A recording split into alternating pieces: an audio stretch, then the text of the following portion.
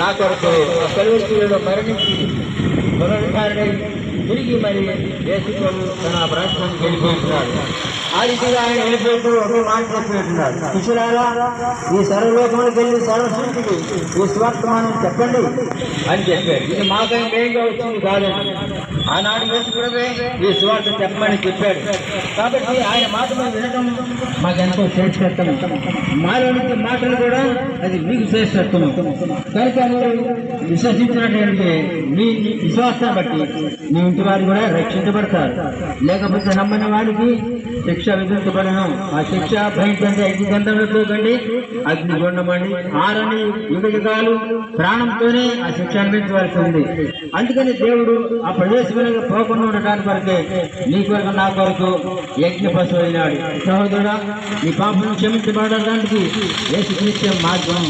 నీకు నెమ్మది కావాలంటే యేసుక్రీస్తు మార్గము, నీకు సంతోషం కావాలంటే యేసుక్రీస్తు మార్గము, నీకు సమాధానం కావాలంటే నీ వ్యాపారము, నీ ఉద్యోగములు, నీ కూలిలాంటి పనులు, నీ వ్యవసాయం, నీ పాడి పంటలు అన్నీ అభివృద్ధి చేయాలంటే యేసుక్రీస్తు మార్గదర్శిస్తున్నాడు. కనుక నేనే మార్గం సత్యం ఉన్నాను, నా ద్వారానే తప్ప మరి ఎవరి ఎవరు దేవుని వాక్యాన్ని ప్రాప్తించగలుగుతారు. కానీ మాటలు సత్యమైన నమ్మట్లయితే ఇప్పుడే నువ్వు యేసుక్రీస్తున్న విశ్వాసం వచ్చి రక్షించబడతావని ప్రేమతో మనం చేస్తున్నాం. దీనితో తెలుసుకోవాలంటే వెళ్ళి రూట్లో మార్గం స్టేషన్లో సూర్యుని భాగ్యం చేస్తే మరి మందిరం ఉందండి. అక్కడ దైవజనులు ప్రతి ఆదివారము మరి దేవుని మాట వినిపిస్తారు.